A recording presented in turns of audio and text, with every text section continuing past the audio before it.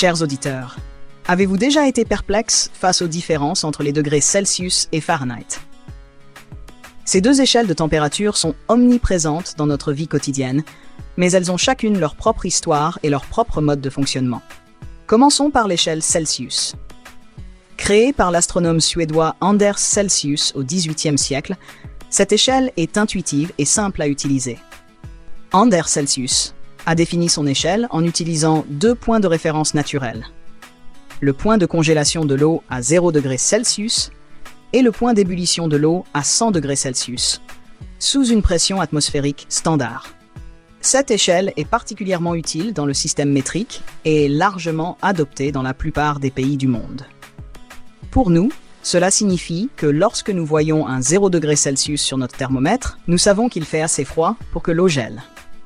À l'autre extrémité, 100 degrés Celsius signifie que l'eau est suffisamment chaude pour bouillir. Passons maintenant à l'échelle Fahrenheit. Cette échelle a été développée par Daniel Gabriel Fahrenheit, un physicien germano-polonais, également au XVIIIe siècle. Fahrenheit a choisi une approche différente en utilisant des points de référence différents. Dans cette échelle, 32 degrés Fahrenheit marque le point de congélation de l'eau et 212 degrés Fahrenheit, celui de l'ébullition. Entre ces deux points, l'échelle est divisée en 180 degrés. Ce système est principalement utilisé aux États-Unis, ainsi que dans quelques autres pays. Pour beaucoup d'Américains, une journée estivale agréable peut être d'environ 75 degrés Fahrenheit, tandis qu'une journée hivernale froide peut descendre à 32 degrés Fahrenheit ou moins, signalant la possibilité de neige et de glace. Pour ceux d'entre nous qui voyagent ou travaillent avec des personnes utilisant une échelle différente, il est souvent nécessaire de convertir les températures. La conversion entre Celsius et Fahrenheit est simple, mais nécessite de se souvenir de deux formules. Pour convertir des degrés Celsius en Fahrenheit, il faut multiplier la température en degrés Celsius par 9/5, puis ajouter 32.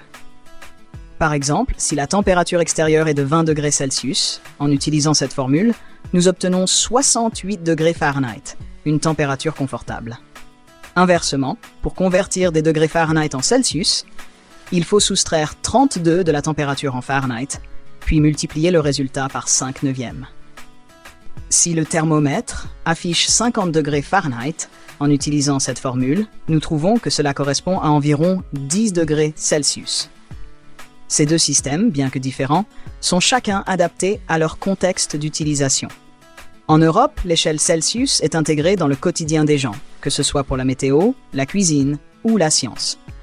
Aux États-Unis, l'échelle Fahrenheit reste un standard pour la vie quotidienne, influençant même la façon dont les gens perçoivent les variations de température.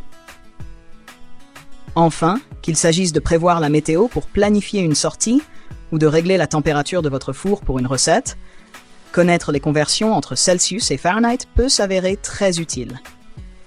Il est fascinant de voir comment deux échelles différentes peuvent coexister et répondre à nos besoins en matière de mesure de la température.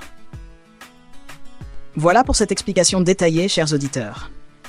Maintenant, vous avez toutes les clés en main pour comprendre et jongler entre les degrés Celsius et Fahrenheit avec aisance.